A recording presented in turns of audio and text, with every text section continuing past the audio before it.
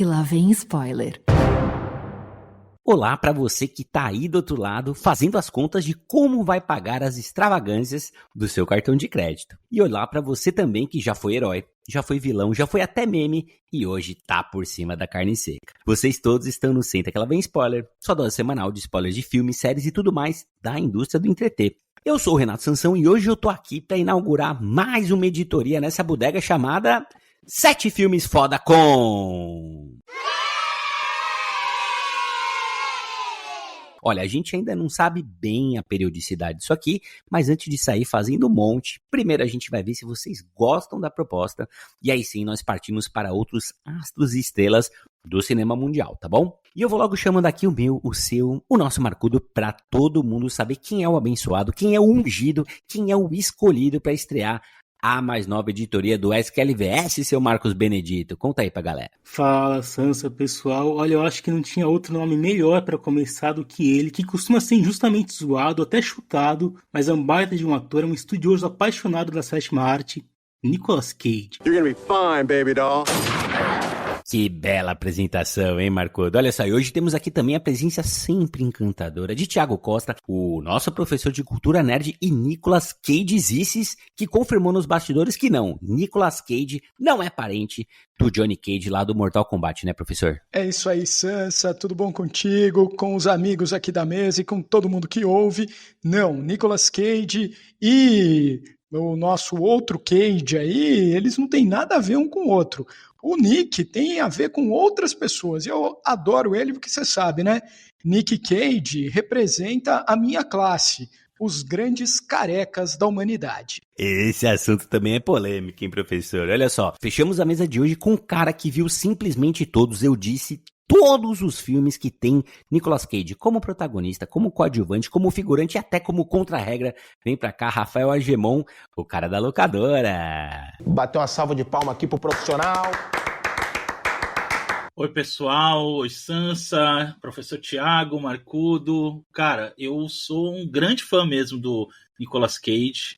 Assim como o Marcudo disse, eu acho que é um cara que apanha muito injustamente.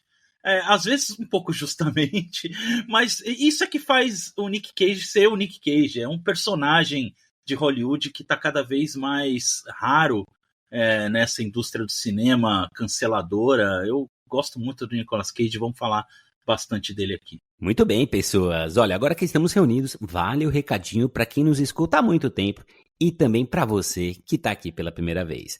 Olha, gente, a casa aqui é de vocês, tá bom?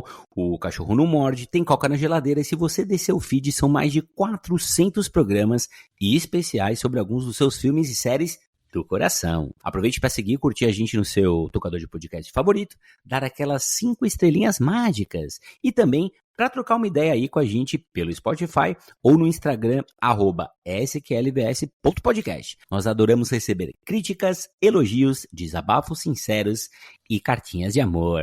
Certo, Rogerinho? E vamos que a peteca não pode cair!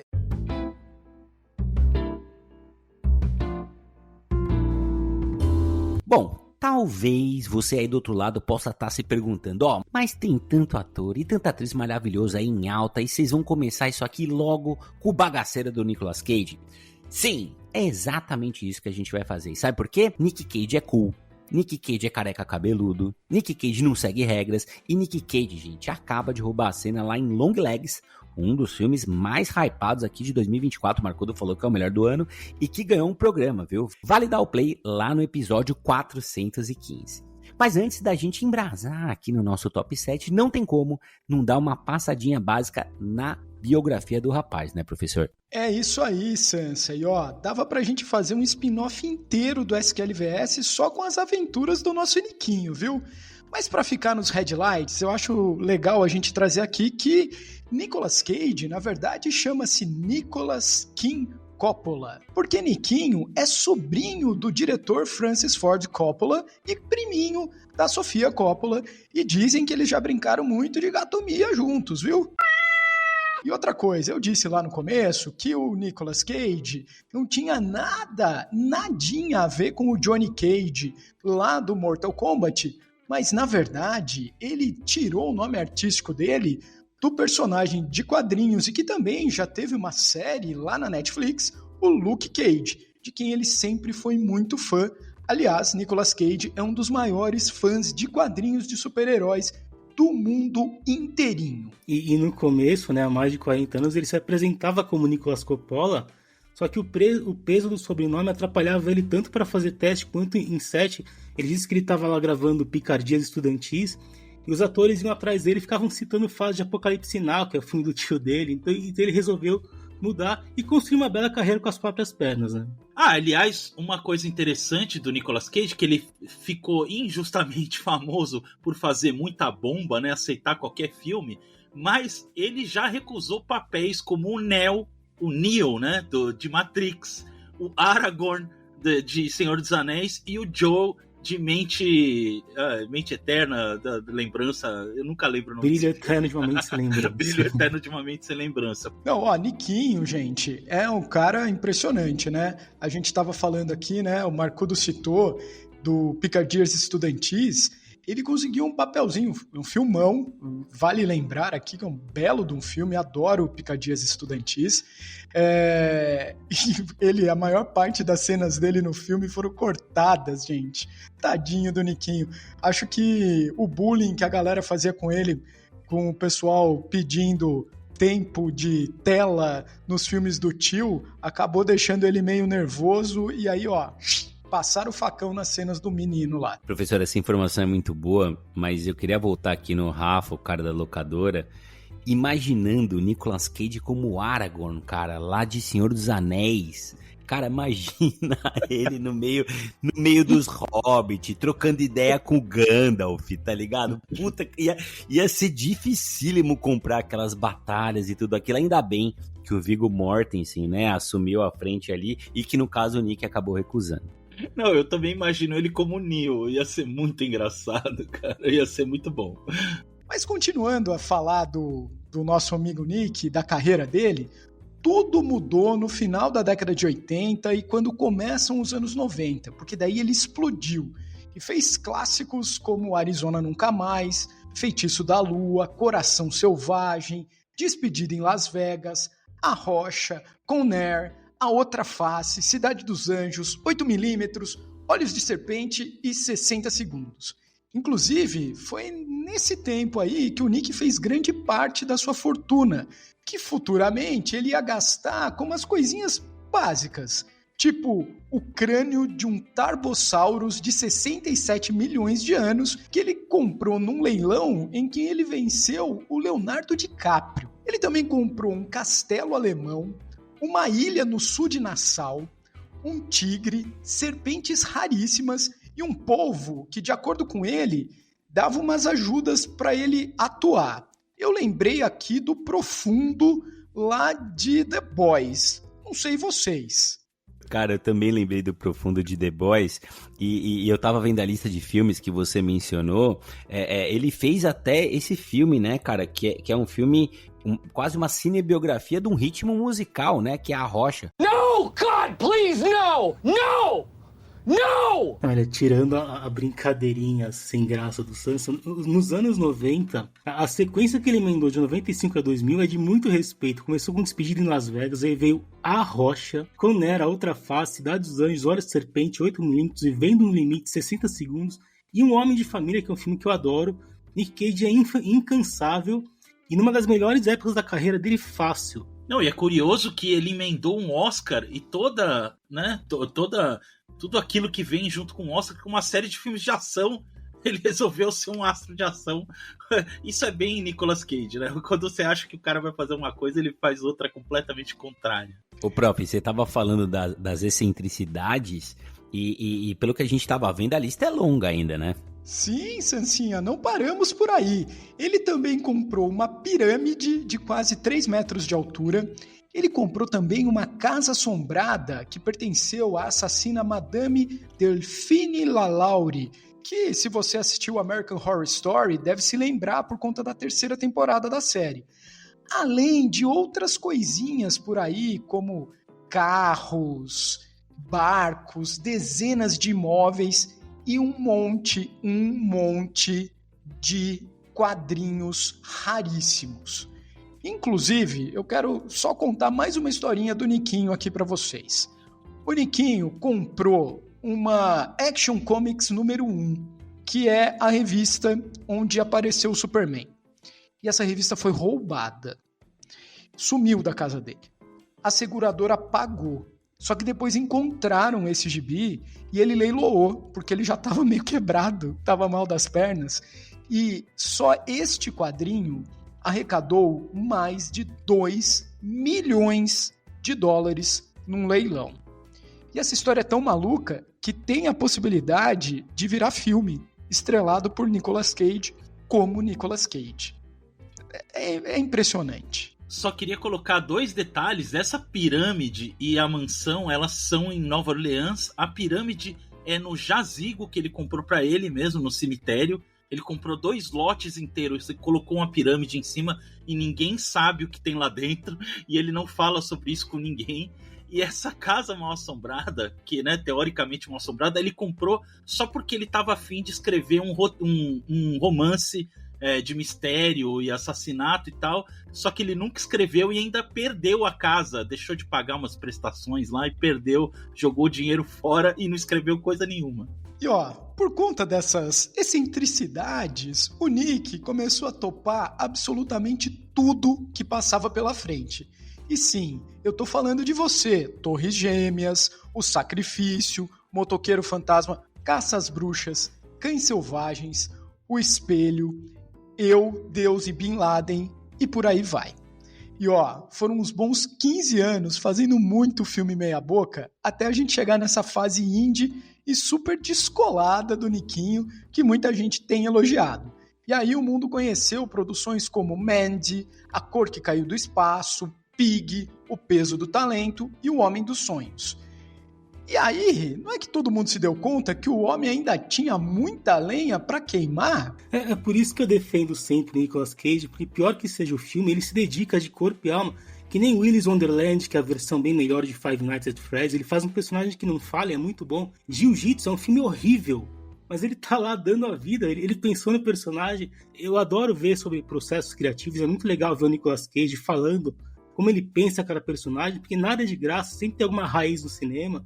Hoje tem atorzinho que fala que não tem paciência para ver filme, e aqui a gente tem um ator com um repertório gigantesco e que por isso que é tão bom. Aliás, eu acho muito boas todo tipo de mesa redonda que ele participa, que você vê no YouTube com outros atores e diretores, porque ele é um cara que realmente leva muito a sério o que ele faz, como o Marcudo falou, não interessa qual é o filme que ele está envolvido, ele vai a fundo mesmo, ele estuda, ele faz comparações com outros filmes que ele estudou para fazer aquele personagem e tal. Cara, ele é um cara que, assim, se eu tivesse que escolher, fazer aquela escolha, né, de com quem que você ficaria numa mesa de bar, assim, 5 pessoas, o Nicolas Cage com certeza seria uma delas. Cara, você sabe que eu acho que eu sou o único que vou um pouco aqui na contramão, porque eu sempre achei o Nicolas Cage, tal qual Meryl Streep, um ator, cara, que muito baseado no overacting, sabe? Muitas caras, muitas bocas, não é à toa que ele é meme pra tudo quanto é lado. E é um cara que ia me cansando ao longo do tempo. Eu falava, puta, isso com o Nicolas Cage, puta, aquilo, de novo ele gritando com o olho arregalado, sempre uma coisa muito parecida e acabava me incomodando um pouco, aquela cara de Drácula que ele tem, né? Mas, gente, essa última fase, professor, que você trouxe aí, sabe o que ela fez comigo, cara? Ela me fez rever algumas coisas do Nicolas Cage dos anos 80, algumas coisas dos anos 90, algumas participações aqui e acolá, e até começar a pensar diferente. Ô Rafa, ele não tá no meu top 5 caras que eu queria sentar numa mesa pra trocar ideia, mas eu comecei a respeitar muito mais, e isso que o Marcudo falou agora há pouco faz muito sentido. O cara se dedica. Se vai ter um puta resultado, se isso vai dar premiação, tanto faz. Mas que ele se empenha pra fazer o negócio, ele se empenha. Olha, gente, pra fechar essas linhas biográficas, assim, um tanto quanto extravagantes, eu acho legal a gente trazer que o Niquinho, nosso querido Nicolas Cage, já foi casado com a Patrícia Arquette e com a Lisa Marie Presley, que além do Nicolas Cage, casou com Michael Jackson também, né? Então, sei lá, gostos estranhos. E eu não podia encerrar esse bloquinho sem mencionar que por muito pouco, Nicolas Cage não foi o Superman. Aliás, não foi por pouco não, porque em The Flash a gente viu Nicolas Cage como Superman. Que é essa história? Bom, o Tim Burton, depois de ter feito Batman, a Warner chegou para ele e Batman, lá em 89, foi um estrondoso sucesso. Fez o mundo entrar novamente na Batmania. E aí a Warner chegou e falou, já que você fez o Homem-Morcego, por que não o Homem do Amanhã, o Superman? E aí o Tim Burton falou, beleza, é nóis. Era um filme que ia chamar Superman Lives e o Clark Kent ia enfrentar alguns questionamentos sobre a sua condição alienígena, ele ia enfrentar o Brainiac, além do Lex Luthor, claro, e acabou que o filme não aconteceu. Mas lá no YouTube você encontra um documentário maravilhoso que se chama The Death of Superman Lives, What Happened, que é lá de 2015, tá inteirinho no YouTube, você consegue assistir com entrevistas maravilhosas com produtores, com o Kevin Smith, que escreveu uma das versões do roteiro. Olha, tem coisas incríveis e você pode ver os testes de cena de Nicolas Cage vestido com o uniforme de Superman. Olha, eu quase fiz uma tatuagem disso. Posso contar uma curiosidade aqui? Eu acho que em 2015 teve uma exposição do Tim Burton aqui no MIS em São Paulo e eu fui na coletiva e eu lembro que a gente viu a exposição antes da coletiva e tinha a única coisa relacionada a esse filme era um bonequinho do Brainiac assim tal, muito pequenininho, escondido ali e tal. E aí eu tinha visto há pouco tempo esse documentário, então estava muito fresco na minha cabeça e lá fui eu fazer a primeira pergunta lá, e eu perguntei do filme pro Tim Burton, e ele falou assim, pô, eu tô tão feliz, já vim perguntar desse filme, mó tristeza da minha vida e tal, mas assim, ele tava de bom humor, e ele, assim, o que ele respondeu foi que ele, assim, até hoje ele ficou muito sentido mesmo com esse projeto, desse projeto não ter saído, porque assim, não saiu por muito pouco, já tava com a bala na agulha mesmo ali, e acabou não dando certo, e ele falou que ele reviu muitos conceitos na vida dele e na carreira depois desse não acontecimento desse filme, que para ele foi a maior frustração da carreira dele. E que bela lembrança, hein, professor? Eu vi alguns trechos, propositalmente, quando tem o Nick Cage, né, dando entrevista ali, e cara, a peruquinha, né, o uniforme, ele mexendo com o braço, ele fazendo os testes, passando fala e falando umas coisas, cara, muito absurdas do universo. Parece uma paródia, né? Parece mentira, parece uma zoeira, parece uma coisa meio The Office. Mas é verdade, cara, isso existe. Isso tá lá, me lembra um pouco essa história toda, gente. O Duna do Jodorowsky, né? Um dos grandes filmes que nunca aconteceu, que as pessoas sempre falam. Rodrigo Cunha, toda semana, fala, puto, o Duna do Jodorowsky ia ser 1000 vezes melhor que o do Villeneuve, por aí vai. É uma pena, né, que a gente não teve o filme oficial, mas ele tá lá em The Flash, aliás, que bem encaixado, né, professor? Um dos melhores momentos de um filme, bem mais ou menos, e também tá nesse documentário que é só procurar no YouTube. Aquela cena é muito tosca, não sei se vocês estão defendendo, nem o Nicolas Cage. Parece que ele gravou até, mas o negócio é CGI tosco, aquilo eu não entendi. Não, vamos falar sério aqui, ele inclusive ficou meio puto. Ele deu uma entrevista recente falando que ele ficou muito chateado porque ele gravou, ele pôs voz, tinha fala e fizeram aquele CGI tosco. É verdade, gente, nada presta em The Flash, desencana.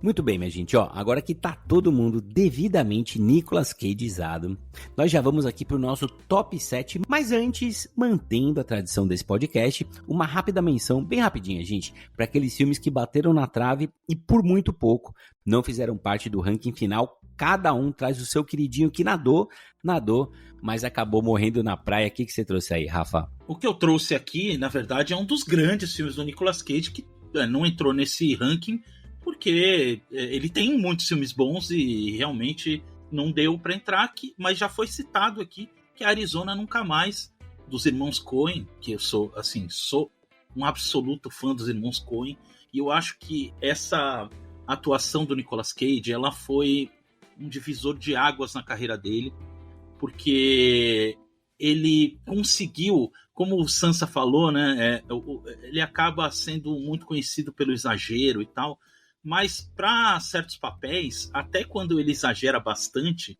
funciona de uma forma incrível. E aqui é um absurdo. Eu acho que nesse modo Nicolas Cage, full Nicolas Cage, foi a melhor atuação da carreira dele, porque eu nunca vi algo parecido, porque o Arizona Nunca Mais, ele parece um desenho animado, e o Nicolas Cage, toda vez que eu vejo ele nesse filme, eu lembro do Coyote, daqueles desenhos do Papaléguas. Eu acho que ninguém conseguiu encarnar um desenho animado como o Nicolas Cage faz nesse filme. É uma pena que dos filmes dos irmãos Coen, ele é um dos menos lembrados, assim, porque eles têm grandes filmes, ganharam Oscar com outros e tal, mas eu acho que esse filme devia ser revisto aí por muita gente. Eu acho que muita gente nem viu, né? E eu recomendo muito vocês procurarem Arizona Nunca Mais, Nicolas Cage em, assim, super boa forma, assim, fantástico, incrível. Pra quem quiser ver e rever, Arizona Nunca Mais tá na Disney Plus, viu? Cara, Arizona Nunca Mais é genial, mas eu queria puxar mais um aqui que acabou ficando de fora da nossa lista, que é 8mm. 8mm é um filme ali de 1999. Eu me lembro que eu tenho idade para ter visto no cinema, sabe, gente? E realmente fui. E fui já porque eu estava muito Nicolas Cageizado, né? Depois de todas as suas peripécias nesses anos aí. E 8mm é um filme pesadaço. É um filme do Joe Schumacher. É um policial clássico, assim, aquele filme de crime, de desvendar coisas. Inclusive, o Nicolas Cage faz o papel de um detetive particular. Nada mais clichê, mas olha só. Nesse filme, ele é contratado por uma mulher, uma viúva ricaça, que descobriu um filme, por isso 8mm, no cofre do marido que acabou de morrer. E ali tinha um filme muito pesado, não tem nada muito fácil ali, tem um elenco absurdo, Joaquin Phoenix, James Gandolfini, né? A Catherine Keener, que é a amada do Virgem de 40 anos, mas aqui ela faz o papel da esposa do Nicolas Cage, que tem um bebê, uma filha, e aí ele entra numa paranoia, porque ele começa a entrar nesse submundo dos pornozão proibidos. Cara, que filme incrível! Eu lembro que eu saí muito impactado do cinema e eu precisava falar desse filme aqui, porque ele é um filme que foge um pouco do padrão Nicolas Cage, do padrão Joe Schumacher. Adoro esse filme e fiquei triste de não ter entrado na lista, mas entendo que é um gosto peculiar. E a gente tem aqui um Nicolas Cage fazendo cosplay de Denzel Washington, né, professor, nesse filme, que é realmente bem pesado, cara. Só lembrando pro pessoal, quem quiser encarar aí, 8mm tá disponível lá na Max. Bom, eu vou falar aqui de Mandy, que é um filme dessa leva mais indie do Nicolas Cage, dirigido pelo italiano Panos Cosmatos, que fez pouquíssima coisa, lá de 2018. E a gente acompanha a história do Red, que é vivido pelo Nicolas Cage, que tinha uma vida pacata com a esposa quando eles começam a ser ameaçados por uma gangue que acabam matando a mulher dele. Eu falo isso porque, na verdade, Mandy é um filme sobre vingança, né? Sobre a jornada onde o Red entra depois que ele perde o amor da vida dele. Tudo isso é feito num filme que é visualmente ótimo e também tem um clima de viagem mental que é bem curioso. E o Nicolas Cage disse que ele tinha a experiência de vida do personagem porque ele sabia o que era perder o amor, ele estava no 3º divórcio na época. O pai dele tinha falecido fazia pouco tempo, tudo isso estava muito na cabeça dele. E o comportamento do Red muito bem pensado, tanto antes quanto depois de um certo evento que acontece lá no filme. Então fica aí a minha recomendação, que nem entrou na lista, mas eu acho que é bem legal. Ô, Marcudo, eu vi uma entrevista do Nick Cage, cara, relativamente recente, dizendo que o filme que mais impactou, né, que mais trouxe, mais mexeu com ele, que ele fez ao longo da longa carreira dele, foi Mandy. Eu achei bem surpreendente essa resposta dele. E por conta disso eu fui assistir. Realmente não é um filme comum. Aliás, ele é tudo menos comum. Pesadinho também, né? Há vários filmes pesadinhos que o Nick fez aí nessa reta final, principalmente. E pra quem quiser, pelo que eu vi aqui, tá disponível na Globoplay. Gente, o meu, que ele nem bateu tanto na trave assim, né? Mas eu achei legal aqui trazer, foi um filme que no nosso programa 415 eu critiquei muito, que é Long Legs. Só que eu preciso separar o filme da atuação do Nicolas Cage.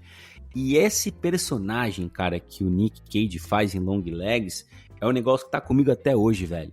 Sabe, por mais que lembre um pouco o Fofão da Augusta, que lembre um pouco o Immortal Joe, né, lá de Mad Max, que lembre um pouco, cara, não sei, a avó do Marilyn Manson, quem você quiser, lembra um monte de coisa, lembra a vovó Mafalda, é uma coisa esquisita, só que ele é marcante, cara, ele é pungente, aquela risada, aquela voz, e os enquadramentos do Osgood Perkins são bem marcantes, o Marcudo inclusive destacou bem isso no nosso programa, vale a pena você escutar. Falando rapidamente aqui do filme, a gente tem um thriller, né, gente? Bem a lá anos 90, assim, uma coisa... Eu vou usar as palavras do Marcudo aqui, tá? Silêncio dos Inocentes, uma coisa Seven, né? Uma coisa detetivesca, né? O Colecionador de Ossos, né? Então a gente vai ter ali 2 detetives em busca de um serial killer que mata crianças, se eu não me engano, de 9 anos, né? No seu aniversário, enfim.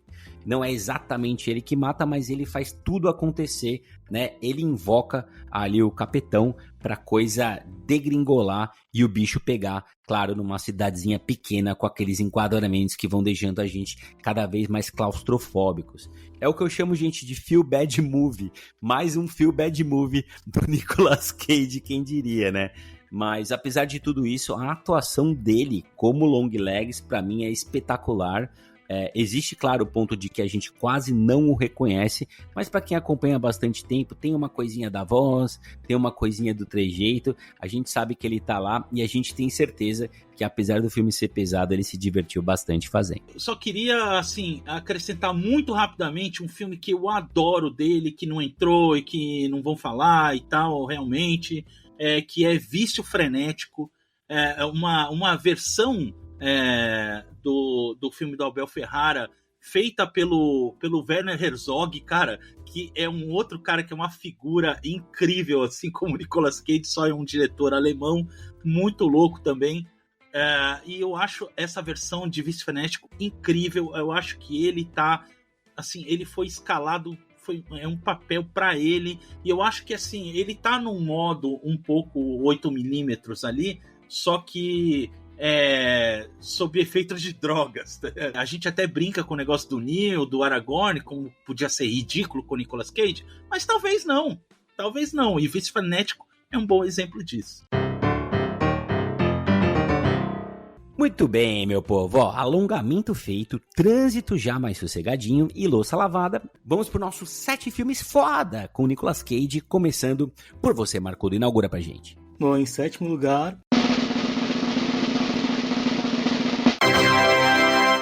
O Senhor das Armas. Bom, eu vou abrir aqui com O Senhor das Armas, que é um filme de 2005, do diretor Andrew Niccol, e onde Nicolas Cage divide a tela com Jared Leto, que faz o irmão mais novo dele, e o Ethan Hawke, que é o antagonista, né? No filme a gente acompanha o Yuri Orlov, que é o Nicolas Cage, narrando a história de vida dele, né? Ele é um ucraniano que migrou para os Estados Unidos e foi ganhando poder e dinheiro como um vendedor de armas para países em guerra. Mas o curioso é que é um filme absolutamente anti-guerra, né? Os créditos do filme são fantásticos. A gente acompanha em primeira pessoa, entre aspas, uma bala de rifle, desde que ela é fabricada, encaixotada, vendida, transportada, colocada numa arma e atirada na testa de uma criança, né? E o filme mostra o tempo inteiro as consequências das armas e das guerras. E o Nicolas Cage, ele tá bem demais fazendo um cara que transita por esse mundo sem o menor problema, sem o menor peso na consciência. Acho que é um baita filme. Baita filme, Marcudo. E um filme que faz a gente ficar pensando em como o mundo funciona por trás das questões que a gente, pobres mortais, consegue enxergar, né? Eu lembro que a última vez que eu vi, isso me tocou muito, assim, como ele faz as coisas, ele toma decisões ao longo do filme numa frieza absurda. Que belo jeito de começar essa lista. Gostei do 7º lugar, hein, Marcudo? Mas em 6º lugar nós temos...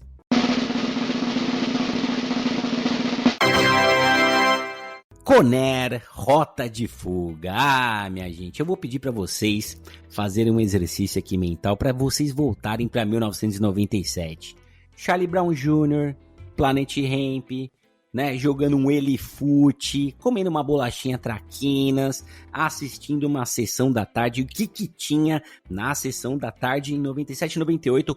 Conair, Rota de Fuga. E não só na sessão da tarde. Telecine, Domingo Máximo, Temperatura Máxima, que chamava, né, Tela Quente. Todas as sessões de cinema de todos os canais da televisão compraram Conair, Rota de Fuga. Por quê? Porque é um filme maravilhoso, é um filme sem erros, é um filme que tá em sexto, mas devia estar em primeiro ou segundo, né? E tem quem? Tem Nicolas Cage, mas não para por aí. Tem muito mais gente. A gente tem John Cusack, a gente tem John Malkovich, a gente tem o maravilhoso Steve Buscemi, inclusive, que concorreu e ganhou vários prêmios no papel fantástico que ele fez ali, perto de uma criancinha em determinado momento do filme. E pra quem não sabe, aliás, se você não sabe, tenha vergonha disso, a gente tem aqui, gente, a história do Cameron Poe, né, que é o Nicolas Cage careca cabeludo, que acabou de conquistar a liberdade condicional e vai pegar um voo, né, bem no estilo Velocidade Máxima, sabe, anos 90, ele vai pegar um voo com vários criminosos, cada um numa jaulinha, eles são terríveis, eles podem derrubar o avião, todo mundo tá correndo muito risco, né, então o Nicolas Cage é um vilão herói, muito mais herói do que vilão nesse caso, porque a gente tem vários vilões nesse filme, e a gente tem uma cena incrível que virou meme, virou gif, virou o que você quiser, que é aquele vento batendo nos cabelos de Nick, ele olhando pro lado, regatinha branca, né, músculos torneados à mostra, inesquecível. Conair, Rota da Fuga, merece o 6º lugar. Conair é um puto de um guilty pleasure, né? Eu lembro que eu assisti esse filme no cinema, me diverti muito, assim como nas várias vezes que eu assisti depois. Aquele Nick Cage cabeludo é demais. E é uma mostra de como ator bom sabe fazer uma canatrice boa também, né? E ele também se divertiu muito, ele disse que nunca tinha malhado tanto, que o set tinha cheiro de testosterona, e que naquele personagem ele mirou num sonho de infância, de quem ele queria ser, né? Como se fosse uma super versão dele, se ele fosse um fodão. Eu gosto muito de Conair também. Eu também vi no cinema. Aliás, é a grande trilogia de ação dos anos 90, A Rocha, Conair e A Outra Face. Cara, é um negócio assim... Cara, quem fala mal do Nicolas Cage, vê essa trilogia, para, né? É incrível, né? Um cara que tinha acabado de vir do Oscar... de ganhar um Oscar de melhor ator e sai fazendo uma trilogia e esse segundo da trilogia é um filme completamente fora da casinha, assim, tudo parece que ele pega um almanaque de tudo que era exagerado nos anos 90 e coloca num filme só, e assim, funciona tão bem, mas tão bem com esse elenco que o Sansa falou, cara, incrível, Steve Buscemi tá incrível nesse filme, todo mundo matando a pau, assim, um filme que é, com certeza, em qualquer lista de filmes mais marcantes dos anos 90, ele tem que estar. Ô Rafa, lembrando, você mencionou Oscar aí, Conair concorreu a 2 Oscars, não ganhou, mas concorreu melhor som e melhor música original, cantada por quem? Por Diane Warren, que concorreu, mas não ganhou.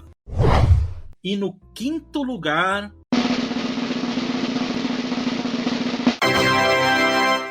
um filme que eu amo, Coração Selvagem, do David Lynch, vencedor da Palma de Ouro. Um filme que, assim, é um Nicolas Cage, full Nicolas Cage, encaixando perfeitamente esse full Nicolas Cage, modo bizarro, maluco, olho pulando pra fora, cantando Elvis, numas lutas loucas com o William Dafoe, muito bizarro também. Cara, a Laura Dern, incrível também, cara. Esse filme eu tive a felicidade de rever há pouco tempo no cinema, numa mostra que teve aqui na Cinemateca do David Lynch. Cara, esse filme é incrível. Eu sou muito apaixonado pelo David Lynch. Eu acho que, ainda bem que ele se reuniu com o Nicolas Cage para fazer esse filme, porque eu acho uma dupla fantástica. Pena que eles não fizeram mais coisas. Eu queria que eles fizessem mais coisas juntas. Assim, recomendo demais Coração Selvagem. Cara, realmente, né? Faltou mais David Lynch e Nicolas Cage juntos. Bicho, eu me lembro que eu tinha 10 anos de idade quando saiu Coração Selvagem, e aí eu assisti, eu tinha uns 12, e eu não entendi porra nenhuma. Porque coisas de quem tem primo mais velho, né? Não, vamos assistir isso aqui, esse filme é muito doido, não sei o quê. Botaram lá e eu fiquei, mano, por que eu tô fazendo isso? Eu sou só uma criança. E meus primos, não, isso aqui, ó, vê isso aí. E aí eu revi depois e eu percebi que um monte de cena do filme tinha ficado impregnada na minha memória, porque é doido demais. Mas é um filmão, hein?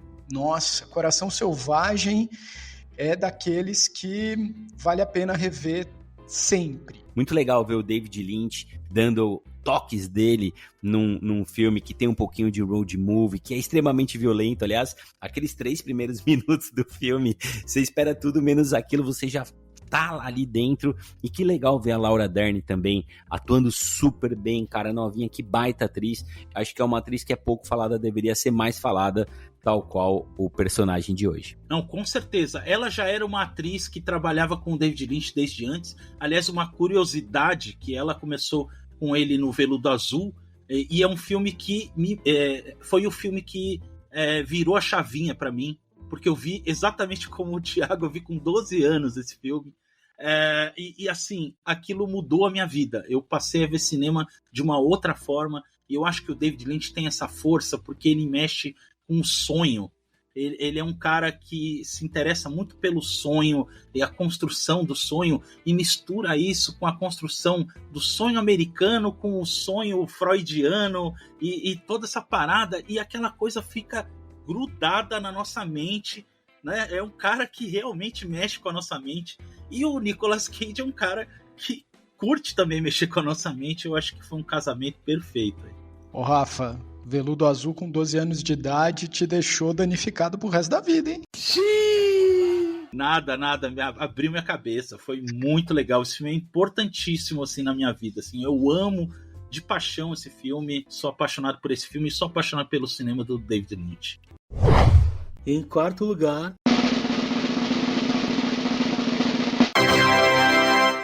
Pig, A Vingança. Lá em 2021 saiu esse filme que muita gente compara com John Wick, o Sansa fez isso.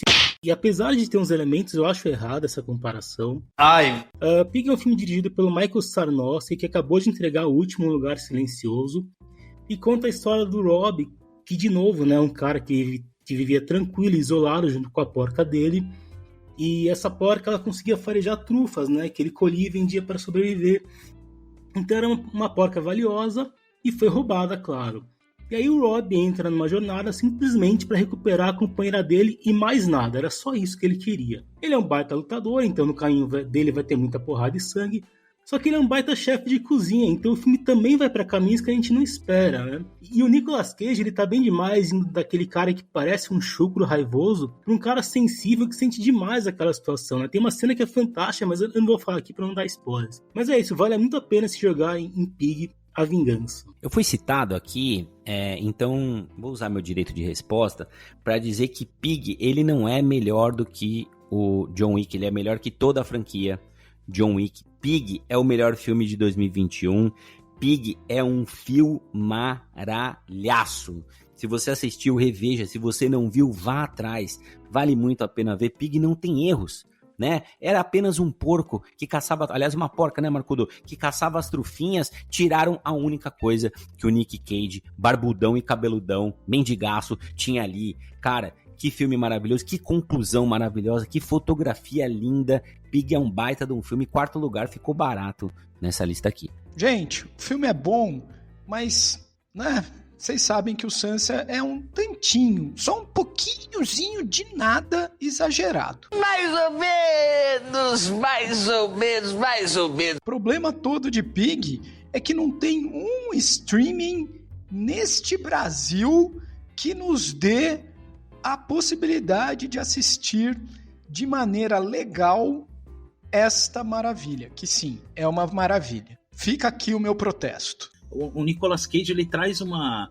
vulnerabilidade para os personagens dele, por mais brutamontes que eles possam ser, você sempre sente essa, né, por dentro ele tá chorando, sabe? E eu acho que aqui em Pig ele faz isso colocando pra dentro. Então, ele é um baita ator mesmo. Por mais figura que ele seja, falando sério de verdade. Ele é um cara que pensa e sabe muito bem o que ele tá fazendo ali. Ó, o Marcudo escreveu no chat aqui, mas eu vou verbalizar, tá, Marcudo? Eu vou falar pro pessoal ouvir a gente. Você tem razão, Marcudo. Pig é o Logan do Nicolas Cage. Só queria falar que eu não escrevi nada e não falei nada. Seguimos aqui. Em terceiro lugar está...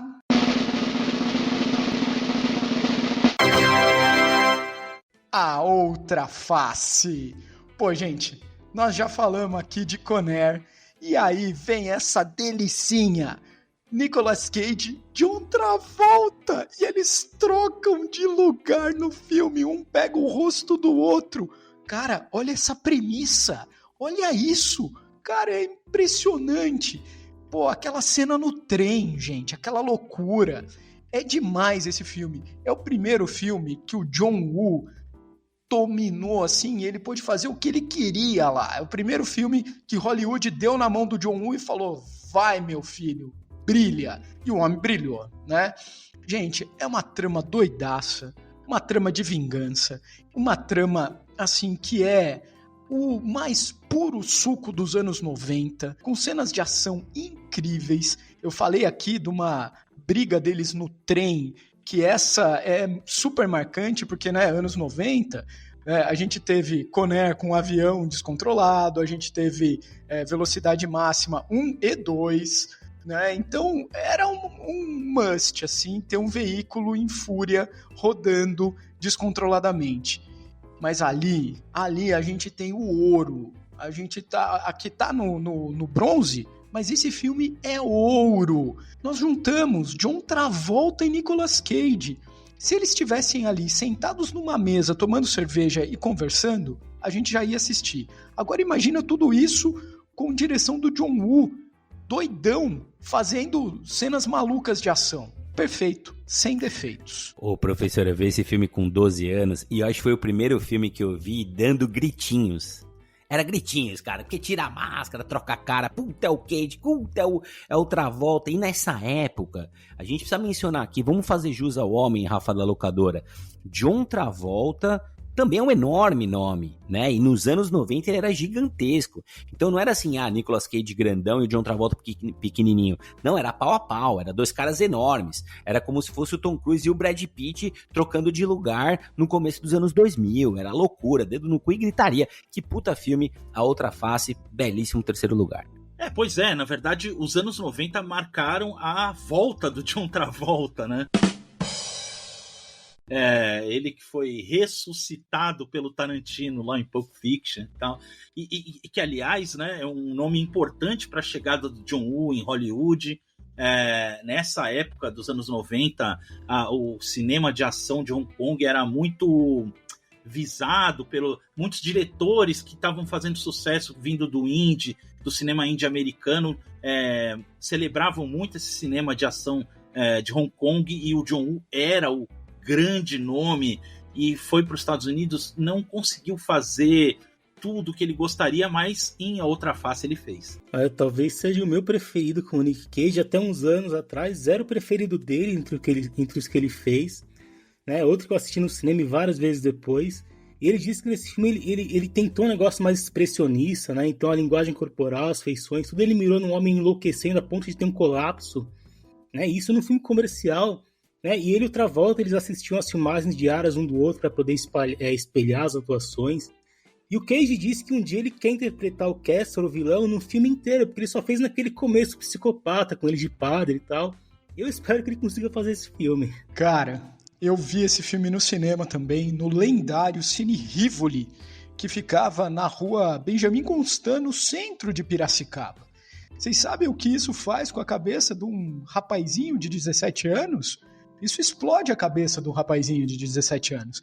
E digo mais, 1997, minha gente, esse filme, A Outra Face, foi o 11º filme na bilheteria, porque ele enfrentou uns competidores, assim, bem fraquinhos. Titanic, vocês já ouviram falar? Tinha também um tal de Jurassic Park, O Mundo Perdido.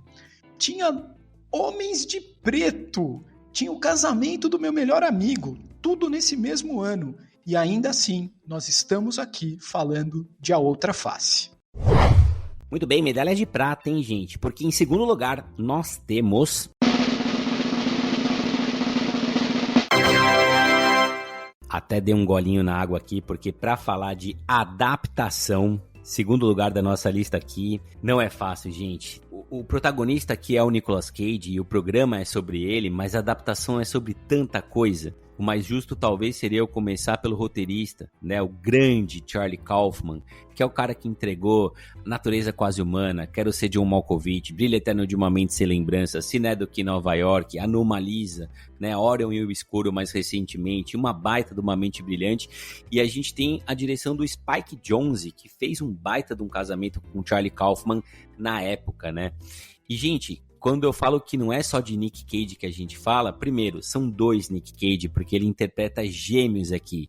E são gêmeos peludos, com muitos pelos nas costas, gordinhos com tetinha, e eu sou um gordinho com tetinha, então eu tenho lugar de fala, carecas, só que eles são completamente diferentes. Um é extremamente confiante e o outro não consegue nem sair de casa direito. Além do Nick Cage, gente, a gente tem Meryl Streep, Tilda Swinton e o Chris Cooper, que inclusive foi indicado, não lembro se ele ganhou o Oscar, acho que ganhou Oscar de melhor ator coadjuvante por esse filme, mas se não ganhou, ele concorreu.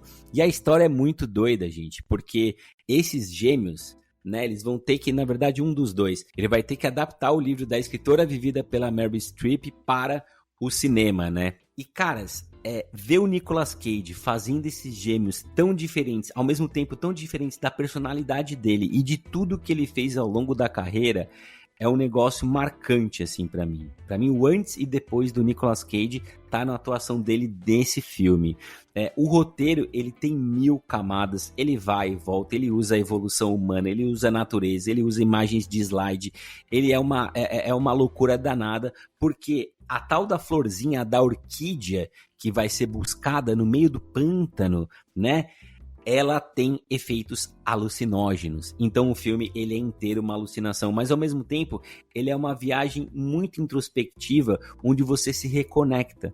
E no caso aqui, a gente tem uns gêmeos tão diferentes se reconectando e encontrando a origem deles e por que um é tão importante para o outro e onde está a confiança, né? Quando tudo parece perdido, quando a corda esticou ao máximo, o que você vai buscar para merecer estar aqui, para merecer estar vivo e fazer as coisas valerem a pena? Cara, esse filme é pra mim, vou usar o termo de Rodrigo Cunha, é uma carta de amor à vida, tanto do Charlie Kaufman, quanto do Spike Jonze, quanto do Nicolas Cage, que entrega, pra mim, uma das melhores performances que eu já vi em termos de gêmeos, comparável apenas com Raquel e Rutinha, da nossa querida Glória Pires. Pois é, Sansa, você sabe, né?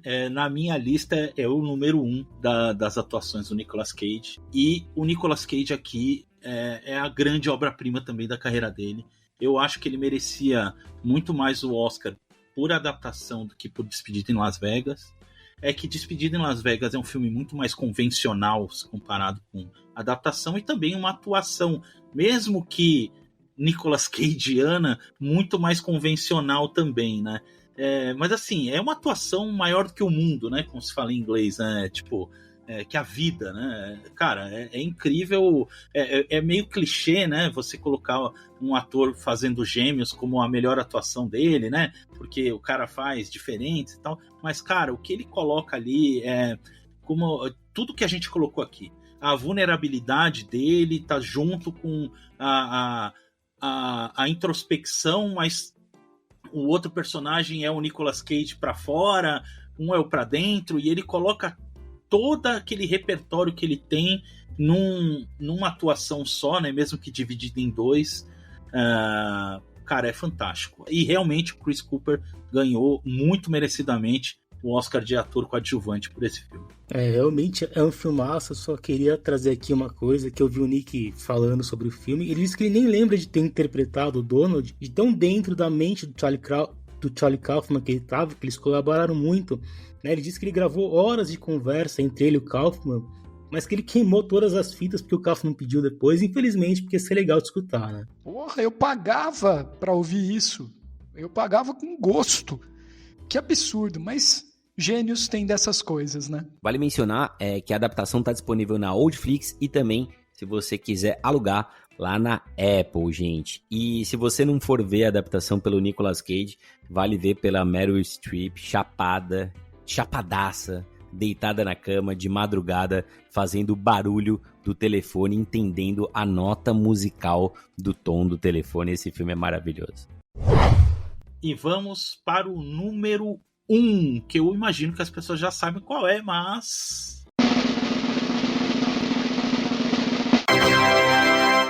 Despedida em Las Vegas, que é o filme que deu o primeiro e único Oscar de melhor ator para Nicolas Cage, assim, muito merecidamente. Eu até falei antes que eu prefiro ele em adaptação, mas eu acho que o trabalho dele em Despedida em Las Vegas combina com tudo que o Nicolas Cage mostrou na carreira dele. É um cara que é um personagem que é um roteirista também, né, como adaptação, alcoólatra, que resolve desistir da vida e ir até Las Vegas, e como aquela música do Ratos de Porão, né, beber até morrer. Ele decide beber até morrer, encontra uma prostituta lá, que é a Elizabeth Shue, que é até um papel que deu uma levantada na carreira dela, que nunca tinha sido grande coisa, né? Tinha aparecido lá em Karate Kid e tal, mas ela ganhou bastante respeito nessa época por conta desse filme. E, cara, é um drama que ele anda no fio da navalha de ser brega ou ser sublime, sabe? E eu acho que isso resume a persona do Nicolas Cage. É o cara que sempre anda nesse fio da navalha, do exagero completo e da genialidade. Então, cara, é aquela coisa do maluco mesmo. Olha, eu até tenho alguns problemas com o filme. Eu acho que aquela trilha de jazz que quase nunca para é meio cansativa, a montagem podia ser melhorzinha, mas o foco aqui é nas interpretações, né? E as duas foram indicadas ao Oscar, Nicolas Cage venceu muito justamente. E é curioso ver aquelas duas pessoas que têm tanto em comum, né? São ferradas na vida, são solitárias, então elas se compreendem, acima de tudo elas aceitam uma outra, né? A relação é muito bonita. E o Nicolas Cage, a sensação é de que ele estava o tempo inteiro bebendo e bêbado, mas não é atuação, só tem uma cena que ele quis experimentar e foi fazer bêbado, que é aquela cena que ele explode num cassino, né? E eu falo que ele é um estudioso porque para esse papel ele assistiu várias performances de atores fazendo bêbados e pegou um pouco de cada. Ele contratou um amigo, o Tony Dingman, que na época estava muito bêbado e era um poeta, nas palavras do Cage, para ficar no camarim dele e ser meio que um técnico de bebedeira. E tem falas do Dingman que ele usou no filme depois, né? E ele disse que ele jamais esperava ganhar o Oscar por esse filme, mas de novo, foi muito merecido. Gente, eu sei que nós estamos aqui para falar do Nicolas Cage, mas a Elizabeth Shue nesse filme é das coisas mais incríveis.